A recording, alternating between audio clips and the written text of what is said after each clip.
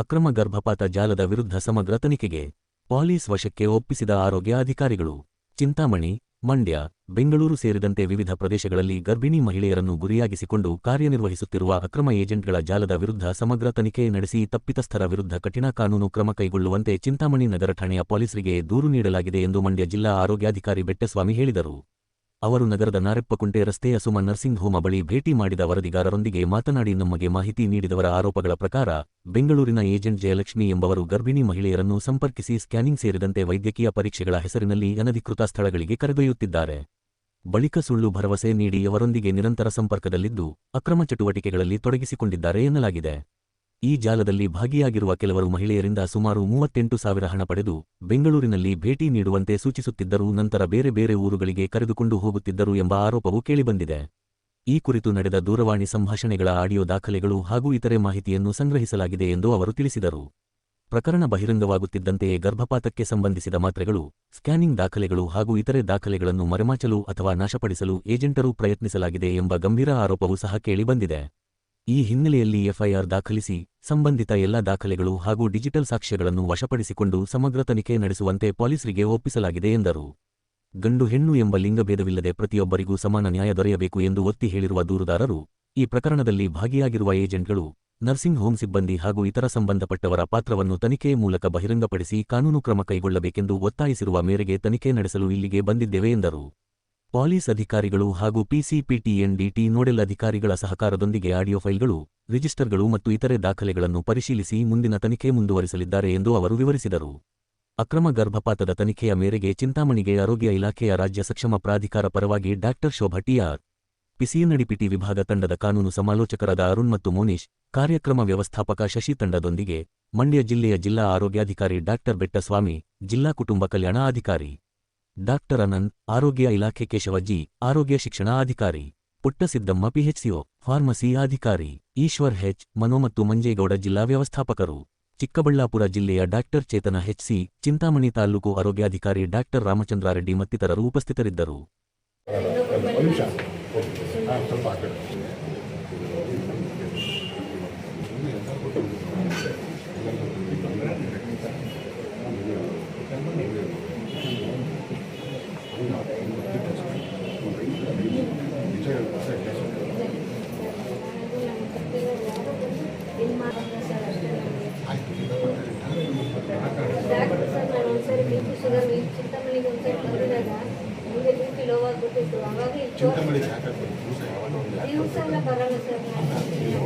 ಬೆಂಗಳೂರಲ್ಲಿರೋದು satellite hospital BP sugar ತೋರಿಸ್ಕೊಳ್ಳೋಕೆ ಅಲ್ಲ, ಇಲ್ಲಿ BP sugar ತೋರಿಸಕ್ಕೆ ಅಂತ ಬಂದಿದ್ವಿ. ನಾನು ಮಾಮೂಲಿ ದೇವಸ್ಥಾನಕ್ಕೆಲ್ಲ ಶುಗರ್ ಪವರ್ ಆಗಿತ್ತು. ಆಮೇಲೆ ಇಲ್ಲಿ ಬಂದು ತೋರಿಸ್ಕೊಂಡು ಮಾತ್ರೆಗಳು ತಗೊಂಡು ಹೋಗಿದ್ದು, ಅದೇ ನಂತರ ಕಂಟಿನ್ಯೂ ಮಾಡಿದ್ದೆ ಅಷ್ಟೇ.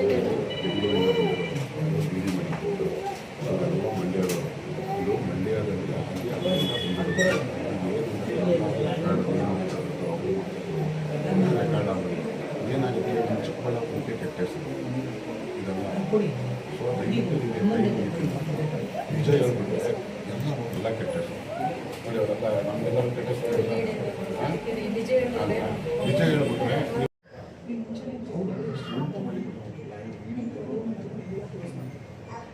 ಯಾವ ಜೋರು ಮಾಡಿ ಸುಳ್ಳು ಹೇಳಕ್ಕೆ ಸ್ಟಾರ್ಟ್ ಮಾಡಿದ್ವಿ. ಅವಾಗಲೇ ನಾನು ಹೇಳ್ತಾ ಇದ್ದೀನಿ, ನಿಜ ಹೇಳಿದ್ರೆ ಮುಗ್ದೋದು. ಈಗ ನಮ್ಗೆ ಏನಾಗುತ್ತೆ ಗೊತ್ತಾ, ನಿಮ್ಮ ಮೊಬೈಲ್ CBI ಕೊಟ್ಟು ಅವರೆಲ್ಲ ನಿಮ್ಮ ಟಾಪ್ ಇದನ್ನೆಲ್ಲ ರೆಕಾರ್ಡ್ ಮಾಡಿದ್ರೆ ಅದೆಲ್ಲ ಸಿಕ್ಕಾಕೊಳ್ಳುತ್ತೆ. ಅವಾಗ ನೀವು ಅವ್ರಿಗೆ ಆನ್ಸರ್ ಮಾಡಿ, ನಾನೇನು ಮಾಡೋಕ್ಕಾಗಲ್ಲ. ಇರೋದೇನಿದೆ ಅದನ್ನು ಒಪ್ಕೊಬಿಡಿ. ನಿಮ್ದೇ ಮನೆಗೆ ಹೋಗ್ಬೋದಾ?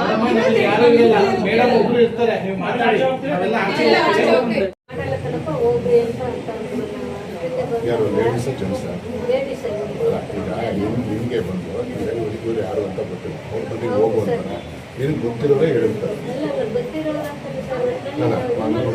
ನಾನು MBBS ಓದಿದ್ದೀನಿ, ನಾನು ಸೈಕ್ಯಾಟ್ರಿಕ್ ಮಾಡ್ತೀನಿ. ಏನು ಗೊತ್ತಾ, ನಿಮಗೆ ಪರಿಚಯದವರು ಬಂದು ನೀವು ಹೋಗು ಅಂದರೆ ಮಾತ್ರ ಹೋಗೋದವರು, ಇಲ್ಲಾಂದರೆ ಹೋಗೋಲ್ಲ. ಈಗ ನಾನು ಬಂದ್ಬಿಟ್ಟು ನಿನಗೆ ನೀನು ಯಾರೋ ಗೊತ್ತಿಲ್ಲ, ನೀನು ಬಂದ್ಬಿಟ್ಟೆ ಹೋಗಮ್ಮ ಅಂತ ಹೇಳಿ ಹೋಗ್ತೇನೆ.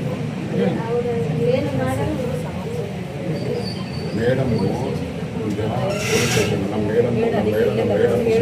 ನಮ್ಮ ಮೇಡಮ್ಗೂ ಸಿಟ್ಟು ಜಾಸ್ತಿ, ಪೊಲೀಸ್ ಹೋದರೆ ಬೇರೆ ಥರ. ಯಾರು ಪೊಲೀಸರು ಇಲ್ಲ, ಈಗ ನಾನು ಮಾತಾಡ್ತಿರೋದು ನಿಮ್ಗೆ ಏನಾದ್ರು ಇದಾಗ್ತಿದೆ ಮೇಡಮ್ ಅಂದರೆ ಹೇಳ್ಬೇಕು ನಮ್ಮ ಚಿಂತೆ ಮನೆಗೆ ಇಲ್ಲೇ ಕ್ಲೋಸ್ ಮಾಡಿ ಯಾರು ಹೇಳಿ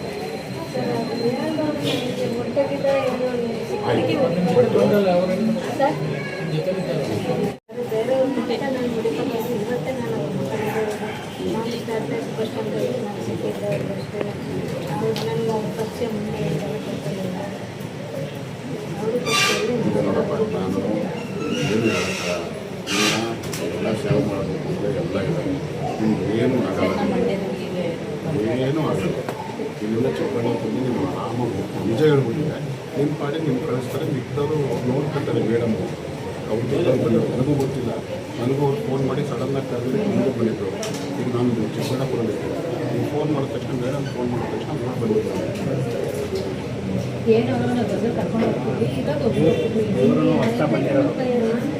ನಾನು ಹೊಸ್ದಾಗಿ 10 ದಿವಸ ನನಗೆ ಯಾರಿಗೆ ಏನು ಗೊತ್ತಿಲ್ಲ. 10 ದಿವಸದಲ್ಲಿ ಸ್ವಲ್ಪ ಎಲ್ಲ ಗೊತ್ತಾಗಿ ಇವೆಲ್ಲ ನಮಗೆ ಗೊತ್ತಿರೋದು. ಈಗ ನಾವು ಹಾಸನದಲ್ಲೇ ಇವಾಗ ನಡೆಯೋದೇ ಇಲ್ಲ.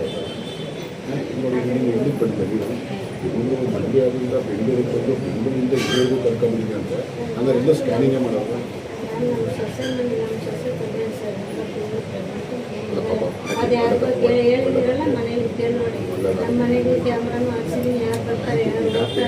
ಎಲ್ಲ ಬೇಡಾಗಿದೆ. ಈಗ ನಿಮಗೂ ಈಗ ಏನು ಗೊತ್ತಮ್ಮ, ಇಲ್ಲಿವರೆಗೂ ಅವನು ಒಪ್ಕೊಂಡಿದ್ದಾರೆ, ನೀನು ಒಪ್ಕೊಂಡಿದ್ದಾರೆ, 90% ಒಪ್ಕೊಂಡಿದ್ದಾರೆ. ಈಗ ಏನಾಗುತ್ತೆ, ನೀವು ಯಾರು ಅಂತ ಹೇಳಿದ್ರೆ ಇನ್ನು ಇವರು ಜೊತೆಗೆ ಕರ್ಕೊಂಡು ಹೋಗ್ತಾರೆ ಕಾರಲ್ಲಿ. ನಿಮ್ಗೇನು ಅವ್ರು ಬಿಡಲ್ಲ. ನೀವು ಯಾರು ಅಂತ ಹೇಳ್ಬಿಟ್ಟು ನಿಮಗೆ ಹಿಂದೆ ಕ್ಲೋಸ್ ಮಾಡಿಸ್ಬೇಕು.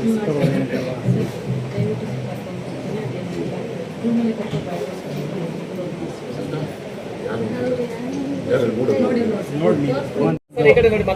ಹಾಂ, ನಮಗೆ ಕೆಲವು ದಿನದ ಹಿಂದೆ ಒಂದು ಮಾಹಿತಿ ಬರುತ್ತೆ.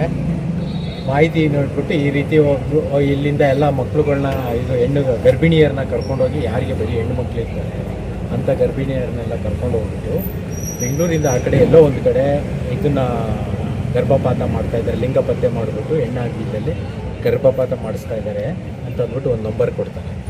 ನಾವು ಆ ನಂಬರ್ನ ಇಟ್ಕೊಂಡ್ಬಿಟ್ಟು ಆ ನಂಬರ್ನ ಆ ಏಜೆಂಟ್ನ ಅದು ಏಜೆಂಟ್ ನಂಬರ್ ಆಗಿರ್ತದೆ.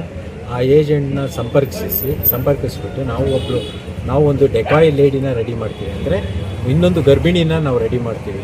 ಇಲ್ಲ ಲಿಂಗ ಪತ್ತೆ ಮಾಡಿಸ್ಕೊಳ್ಳಿಕ್ಕೆ ನಮಗೆ ಬೇಕಾಗಿದೆ, ನಾವು ಇಂಥವ್ರಿಗೆ ಮಾಡಿಕೊಡ್ಬೇಕು ಅಂತ. ಆ ಮಹಿಳೆನ ನಾವು ರೆಡಿ ಮಾಡುವಂಥದ್ದಂಗೆ ಅವ್ರ ಮನವೊಲಿಸಿರ್ತೀವಿ. ಈ ಥರದ್ದು ನಾವೊಂದು ಆಪ್ರೇಷನ್ ಮಾಡ್ತಾಯಿದ್ದೀವಿ, ಅದು ನೀವು ಸಮ್ಮತಿಸಿದ್ರೆ ನಾವು ಮಾಡ್ತೀವಿ ಅಂತ. ಸೊ ಅದೇ ರೀತಿ ಅವ್ರು ಒಪ್ಕೊಳ್ತಾರೆ, ನಾನು ಬರ್ತೀನಿ ಸರ್, ಅದೇನಾರು ಆಗಲಿ ಅಂತ ತಡೆಗಟ್ಟೋಣ ಅಂತ. ಅವ್ರಿಗೂ ಒಂದು ಹೆಣ್ಮಗು ಇರ್ತದೆ ಅವರಿಗೆ. ಸೊ ಹಂಗಾಗಿ ಅವ್ರು ಒಪ್ಕೊಂಡ ಮೇಲೆ ನಾವು ಇದನ್ನು ಅವ್ರನ್ನ ಮನವೊಲಿಸಿದ ಮೇಲೆ ನಾವು ಪುನಃ ಈ ಯಂಗ್ಸ್ನ ನಾವು ಸಂಪರ್ಕಿಸ್ತೀವಿ. ಹಿಂಗೆ ನಮ್ಮವ್ರಿಗಿದೆ, ನೀವು ಎಷ್ಟು ಕೇಳಿದ್ರೂ ಕೊಡ್ತೀವಿ, ಆದಷ್ಟು ದಯವಿಟ್ಟು ಮಾಡಿಕೊಡ್ಬೇಕು ಅಂತ ನಾವು ಕೇಳ್ಕೊಂಡಾಗ ಆಯಿತು ನಾನು ಮಾಡಿಕೊಡ್ತೀನಿ, ನನಗೆ ಒಂದು 35,000 ರೂಪಾಯಿ ದುಡ್ಡು ಕೊಡಬೇಕು, ಹಾಗೂ ನಾನು ಎಲ್ಲೋ ಒಂದು ಕಡೆ ಕರ್ಕೊಂಡು ಹೋಗ್ತೀನಿ, ಅಲ್ಲಿ ಅವ್ರು ಮಾತ್ರ ಬರಬೇಕು ಅಂತ ಹೇಳಿರ್ತಾರೆ. ಅದೇ ರೀತಿ ನಾವು ಒಪ್ಕೊಂಡು ಇವತ್ತಿನ ಡೇಟ್ ಕೊಟ್ಟಿರ್ತಾರೆ. ಇವತ್ತಿನ ಡೇಟ್ನಲ್ಲಿ ಅವ್ರನ್ನ ನಾನು ಬೆಂಗಳೂರಿನಲ್ಲಿ ಹತ್ಕೊಳ್ತೀನಿ, ನೀವು ಬೆಂಗಳೂರಿಗೆ ಬಂದು ಆ ಯಂಗ್ಸ್ನ ಬಿಡಿ ಅಂತ ಹೇಳಿರ್ತಾರೆ. ಸೊ ನಾವೇನು ಹೇಳಿರ್ತೀವಿ, ಇದು ನೀವೆಲ್ಲರೂ ತುಂಬ ದೂರ ಕರ್ಕೊಂಡು ಹೋಗೋದಾದರೆ ಆ ಮಹಿಳೆ ಈ ಕಾರ್ನಲ್ಲಿ ಬರ್ತಾರೆ, ನೀವೇ ಕರ್ಕೊಂಡು ಹೋಗಿ ಅವ್ರನ್ನ, ಆ ಮಹಿಳೆ ಅಲ್ಲಿ ಕಾರ್ನಲ್ಲಿ ಹತ್ಕೊಂಡ್ಬಿಟ್ಟು ಇದ್ರಲ್ಲಿ ಇಲ್ಲಿಗೆ ಕರ್ಕೊಂಡು ಬರ್ತಾರೆ, ಚಿಂತಾಮಣಿಗೆ ಅಂತ ಕರ್ಕೊಂಡು ಬರ್ತಾರೆ. ಚಿಂತಾಮಣಿಗೆ ಕರ್ಕೊಂಡು ಬಂದಮೇಲೆ ನಮ್ಮನ್ನು ಅಲ್ಲೇ ಇಲ್ಲಿಂದ ಒಂದು 200 ಮೀಟರ್ ದೂರದಲ್ಲಿ ನಿಲ್ಲಿಸ್ಬಿಟ್ಟು ಆಮೇಲೆ ಈ ನರ್ಸಿಂಗ್ ಹೋಮ್ಗೆ ಕರ್ಕೊಂಡು ಒಳಗಡೆ ಕರ್ಕೊಂಡು ಬರ್ತಾರೆ. ಬಟ್ ಏನಾಗಿದೆ, ನಾವು ಇಲ್ಲಿಗೆ ಬರುವಷ್ಟರಲ್ಲಿ ನಾವು ಇಲ್ಲಿ ಯಾರೋ ಇವರು ಬರ್ತಾ ಇದ್ದಾರೆ ಅಂತ ಅಂದ್ಬಿಟ್ಟು ಇವ್ರಿಗೆ ವಿಷಯ ಗೊತ್ತಾದ ತಕ್ಷಣ ಅವರು ಸ್ವಲ್ಪ ಹೊತ್ತು ಅವ್ರನ್ನ ಇಟ್ಕೊಂಡಿದ್ದು, ನಾವು ಇವತ್ತು ಏನು ಸ್ಕ್ಯಾನಿಂಗ್ ಮಾಡೋದಿಲ್ಲ ಅಂತ ಅಂದ್ಬಿಟ್ಟು ಕಳಿಸ್ಕೊಟ್ಬಿಟ್ಟಿದ್ದಾರೆ. ಆಮೇಲೆ ನಾವು ಇಮಿಡಿಯೇಟ್ ಯಾರು ಮಹಿಳೆ ಇತ್ತು ಆ ಮಹಿಳೆ ವಾಪಸ್ಸು ಇಬ್ಬರು ಗರ್ಭಿಣಿಯರನ್ನು ಕರ್ಕೊಂಡು ಹೋಗ್ತಾಯಿದ್ರು. ವಾಪಸ್ ಅವಳನ್ನ ಹಿಡ್ಕೊಂಡ್ಬಿಟ್ಟು ಆ ಗರ್ಭಿಣಿಯರನ್ನು ಹಿಡ್ಕೊಂಡು ಬಂದು ಇಲ್ಲಿ ವಿಚಾರಣೆ ಮಾಡಿದಾಗ ಆ ಗರ್ಭಿಣಿಯರು ಯಾರು ಬಂದಿದ್ದರು, ನಾವೊಂದು ಡೆಕಾಯಿನ ಕಳಿಸಿದ್ದು, ಅವರೊಬ್ಬರು ಮಹಿಳೆ ಇದ್ದರು, ಇನ್ನೊಂದು ಎಕ್ಸ್ಟ್ರಾ ಮಹಿಳೆ ಒಬ್ಬರು ಇದ್ದರು, ಹೆಸರೆಲ್ಲ ಹೇಳೋದು ಬೇಡ. ಸೊ ಆ ಮಹಿಳೆಗೂ ಬಂದಿರ್ತಾರೆ. ಅವರಿಬ್ಬರನ್ನು ವಿಚಾರಣೆ ಮಾಡಿದಾಗ ಹೌದು ನಮ್ಮನೆ ಇಲ್ಲಿಗೆ ನಾನು ಸ್ಕ್ಯಾನಿಂಗ್ ಮಾಡಿಸ್ಕೊಡ್ತೀನಿ ಅಂತ ಅಂದ್ಬಿಟ್ಟು ಕರ್ಕೊಂಡು ಬಂದಿದ್ರು, ನಮ್ಮನ್ನು ಅದೇ ಪರ್ಪಸ್ ಕರ್ಕೊಂಡು ಬಂದಿದ್ದಾರೆ ಅಂತ ಹೇಳ್ತಾನೆ. ಆಮೇಲೆ ಆ ಮಹಿಳೆನ ಅವ್ರ ಮೇಲೆ ಇವಾಗ ಯಾರು ಆ ಏಜೆಂಟ್ ಆಗಿ ವರ್ಕ್ ಮಾಡಿ ಕರ್ಕೊಂಡು ಬಂದಿದ್ರು ಅವ್ರದ್ದು ನಾವು ಮಾತಾಡಿರುವಂಥದ್ದು ಆಡಿಯೋ ಎಲ್ಲ ಇದೆ, ಆಡಿಯೋಸ್ ಇದೆ. ಅವರು ಏನು ಫೋನ್ ಕಾಲ್ ಮಾತಾಡಿ ಏನೇನು ಯಾವ ರೀತಿ ಹೇಳಿದರು, ಎಲ್ಲಿಗೆ ಬರಬೇಕು, ಯಾವ ಥರ ಎಷ್ಟು ಕೊಡಬೇಕು ಅನ್ನೋದೆಲ್ಲ ಏನು ಹೇಳಿದ್ದಾರೆ, ಆಡಿಯೋಸ್ ಎಲ್ಲ ಇದೆ. ಆಡಿಯೋಸ್ ನಮ್ಮ ಹತ್ರ ಇದೆ.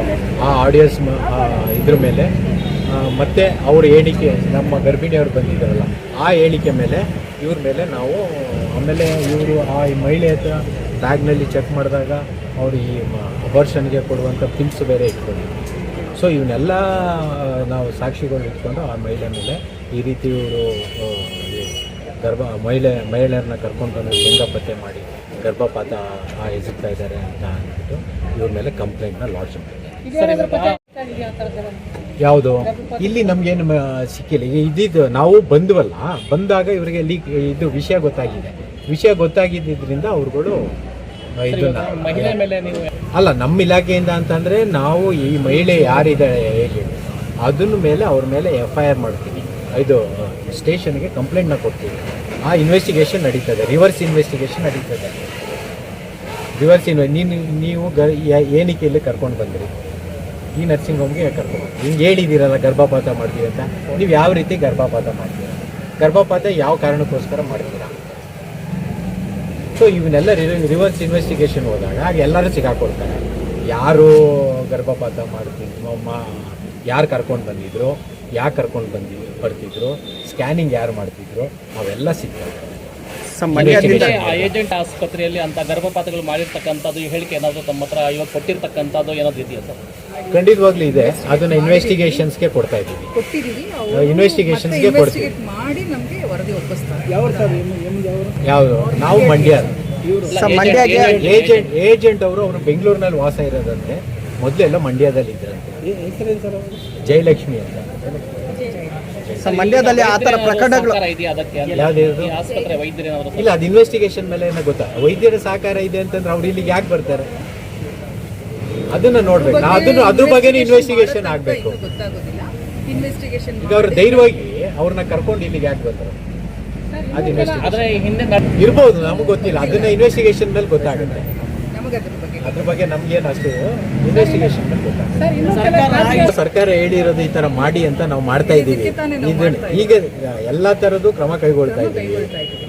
ಅದರಿಂದನೇ ಇವೆಲ್ಲ ಇಂಥವು ಆದ್ರೆ ಇಂಥವು ಹತ್ತಾರ ನಾವು ಈ ತರ ಹಿಡಿದಾಗ ಏನಾಗುತ್ತೆ, ಎಲ್ರಿಗೂ ಎಚ್ಚೆತ್ಕೋತಾರೆ. ಅದು ಒಂದು ಹಿಡಿದಾಗಲೇ ಅವ್ರುಗಳು ಎಚ್ಚೆತ್ಕೋಬೇಕು. ಅವ್ರು ಎಚ್ಚೆತ್ಕೊಳ್ಳಿಲ್ಲ ಅಂತ ಅಂದ್ರೆ ಅವರು ಅನುಭವಿಸ್ತಾರೆ. ಅಲ್ಲ ಸರ್, ಇದಕ್ಕೆ ಕಾನೂನು ಕ್ರಮ ಇದೆ. ಆಸ್ಪತ್ರೆ ವಿರುದ್ಧ ಏನಾದ್ರು ದೂರು ಕೊಡ್ತೀರಾ ಯಾರು? ಅಲ್ಲ, ನಾವಿವಾಗ ಇಲ್ಲಿ ಏನ್ ನಡೀತಾ ಇದೆ, ಎಲ್ಲಿ ಯಾವ ಜಾಗದಕ್ಕೆ ಅವರು ಬಂದ್ರು ಅಂತ ಎಲ್ಲಾನು ನಾವು ಇನ್ವೆಸ್ಟಿಗೇಷನ್ ಇದು ದೂರಿನಲ್ಲಿ ಕೊಟ್ಟಿದ್ದೀವಿ. ಪೊಲೀಸ್ ಅವರಿಗೆ ನಾವು ಈಗ ದೂರನ್ನ ನೀಡ್ತೀವಿ. ಸೊ ನೀಡಿದ ಮೇಲೆ ಮುಂದಿನ ಇನ್ವೆಸ್ಟಿಗೇಷನ್ಸ್ ಮೇಲೆ ಅದೆಲ್ಲ ಗೊತ್ತಾಗುತ್ತೆ. ಕೈಗೊಳ್ತಾರೆ. ಈ ತರ ಸುಮ್ಮನೆ ಈಗ ನಿಮಗೆ ಸಿಕ್ಕಿದ್ರೆ ಅದು ನಮಗೆ ತಿಳಿಸಿ, ಯಾಕೆಂತಂದ್ರೆ ಟ್ರ್ಯಾಕ್ ಮಾಡ್ಕೊಂಡು ಬಂದು ವಿಡಿಯೋ ಈಗ ಇದ್ರೊಂದು ನರ್ಸಿಂಗ್ ಹೋಮ್ ನಲ್ಲಿ ವಿಸಿಟ್ ಮಾಡ್ತೀನಿ ಅಂದ್ರೆ ನಮ್ಗೇನು ಸಿಗೋದಿಲ್ಲ. ಈ ತರದ್ರಲ್ಲಿ ಏನು ಸಿಗೋದಿಲ್ಲ. ನಾವು ಈ ರೀತಿ ಡೆಕಾಯ್ ಆಪರೇಷನ್ ಮಾಡಿದಾಗ್ಲೇ ಸಿಗೋದು. ಬಟ್ ಮಾಹಿತಿ ನಮ್ಗೆ ಎಲ್ಲಿಂದ ಬರಬೇಕು? ನಿಮ್ಮ ಸಾರ್ವಜನಿಕರಿಂದ ಬರಬೇಕು. ಸಾರ್ವಜನಿಕರಿಂದ ಮಾಹಿತಿ ಬಂದಾಗ ಈ ಥರ ಎಲ್ಲ ನಡೀತಾ ಇದೆ ಅಂತ ಆಗ ನಾವೇನಾದ್ರೂ ಇಂಥದ್ರ ಕ್ರಮ ಕೈಗೊಳ್ಬೋದು. ಭ್ರೂಣ ಹತ್ಯೆ ಬಗ್ಗೆ ಸಾರ್ವಜನಿಕರಿಗೆ ಏನು ಹೇಳಕ್ಕೆ ಬಯಸ್ತೀರಿ ಸರ್? ಈ ಭ್ರೂಣ ಹತ್ಯೆ ಅನ್ನೋದು ಈಗಾಗಲೇ ಗೊತ್ತು. ಅದು ಮಹಾಪಾಪ, ಕಠಿಣ ಶಿಕ್ಷೆ ಇದೆ. ಕಠಿಣ ಶಿಕ್ಷೆ ಮಹಾಪಾಪ ಅನ್ನೋದಕ್ಕಿಂತ ಅದೊಂದು ಜೀವ. ಗಂಡು ಹೆಣ್ಣು ಅನ್ನೋದು ಭೇದ ಭಾವ ಇರಬಾರ್ದು. ಇವತ್ತಿನ ಕಾಲದಲ್ಲಿ ಎಲ್ಲರನ್ನೂ ನೋಡಿದ್ದೀವಿ.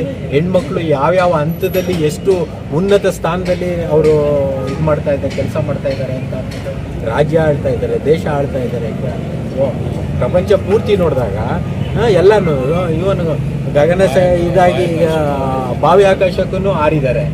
ಎಲ್ಲ ಥರದೂ ಅವರು ಅನುಕೂಲತೆ ಇರಬೇಕಾದ್ರೆ ಯಾಕೆ ಇನ್ನೂ ಭೇದ ಭಾವ ಮಾಡ್ತೀರಿ ಗಂಡು ಹೆಣ್ಣು ಅನ್ನೋದು ಅದನ್ನ ಮೊದಲು ಜನಗಳು ಅರ್ಥಕೋಬೇಕು. ಗಂಡಾದ್ರೇನು ಹೆಣ್ಣಾದ್ರೆ. ಇವಾಗ ನೋಡಿ ಇಲ್ಲೆಲ್ಲ ನಿಂತಿದ್ದೀವಿ, ಎಷ್ಟು ಜನ ಹೆಣ್ಮಕ್ಳಿದ್ದಾರೆ. ಹಾಗಾಗಿ ನೀವು ಸಹಕರಿಸದೆ ಹೋದರೆ, ಸಾರ್ವಜನಿಕರು ಸಹಕರಿಸದೆ ಹೋದರೆ ಇದರಲ್ಲಿ ನಾವು ಮಾಡುವಂಥದ್ದು ಏನೂ ಇಲ್ಲ. ಸೀಸ್ ಮಾಡಿದ್ರೆ ಎಲ್ಲ ಇನ್ವೆಸ್ಟಿಗೇಷನ್ಸ್ ಮಾಡ್ಬೇಕು. ಅದು ಇನ್ವೆಸ್ಟಿಗೇಷನ್ಸ್ ಮಾಡಿದಾಗಲೇ ಗೊತ್ತಾಗ್ತದೆ. ಇಲ್ಲ ನಮ್ಗೆ ಇವತ್ತು ಯಾವುದನ್ನು ಸಿಕ್ಕಿಲ್ಲ. ನಾವು ಆ ಲೇಡಿ ಯಾರು ಬಂದಿದ್ಲಿ ಏಜೆಂಟು ಅವಳ ಹತ್ರ ಏನೇನು ಸೀಸ್ ಮಾಡಿದ್ದೀರಾ ಸರ್ ಇವತ್ತೇನು ನಾವು ಸೀಸ್ ಮಾಡಿದ್ವಿ. ಇವತ್ತೇನು ಅಲ್ಲಿ ನಾವು ಬೇಕಾಗಿರೋದು ಮಿಷನ್ ಬೇಕಾಗಿದ್ದು, ಏನು ಮಿಷನ್ ಆ ಥರದ್ದು ಏನೂ ಇಲ್ಲಿ ಪತ್ತೆ ಆಗಿಲ್ಲ. ಬಟ್ ಆ ಏಜೆಂಟ್ ಇಲ್ಲಿಗೆ ಯಾಕೆ ಬಂದು ಅನ್ನೋದು ಇದು ದೊಡ್ಡ ಇರುವಂತ ಸವಾಲು. ಟ್ಯಾಬ್ಲೆಟ್ ಎಲ್ಲ ಸಿಕ್ತು ಅಂತ ನಿಮ್ಮ ಆಫೀಸರ್ಸ್ ಹೇಳ್ಕೊಂತಾ ಇದ್ರು. ಅಬಾಷನ್ ಟ್ಯಾಬ್ಲೆಟ್ ಸಿಕ್ಕಿದೆ, ಇದೆ ಸಿಕ್ಕಿದೆ.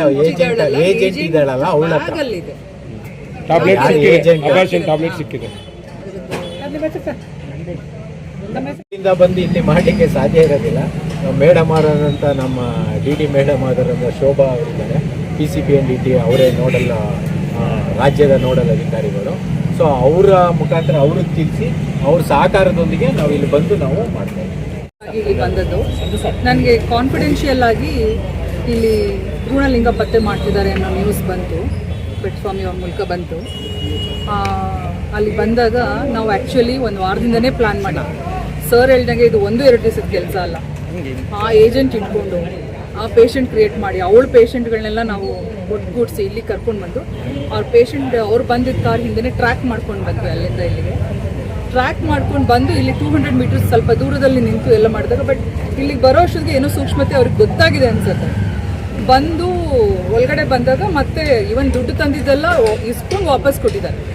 ಅದು ನ್ಯೂಸ್ ಬಂತು. ಬಟ್ ಏಕೆಂದರೆ ನಮ್ಗೆ ಏನು ಪ್ರಾಬ್ಲಮ್ ಆಗಲಿಲ್ಲ ಅಂದರೆ ಏಜೆಂಟನ್ನ ಇಟ್ಕೊಂಡಾಗ ಅವಳೆಲ್ಲ ಹೇಳಿದ್ದಾಳೆ. ಅದು ಇನ್ವೆಸ್ಟಿಗೇಷನ್ ಮಾಡಿ ನಾವು ಡಿಸ್ಟ್ರಿಕ್ಟ್ ಹೆಲ್ತ್ ಆಫೀಸರ್ ಕೊಟ್ಟಿದ್ದೀವಿ. ಅವರು ಮತ್ತೆ ಕೂಲಂಕುಷವಾಗಿ ನೋಡಿಬಿಟ್ಟು ನನಗೆ ಮತ್ತೆ ಅವರು ರಿಪೋರ್ಟ್ ವಾಪಸ್ ಕೊಡ್ತಾರೆ. ಅದಾದಮೇಲೆ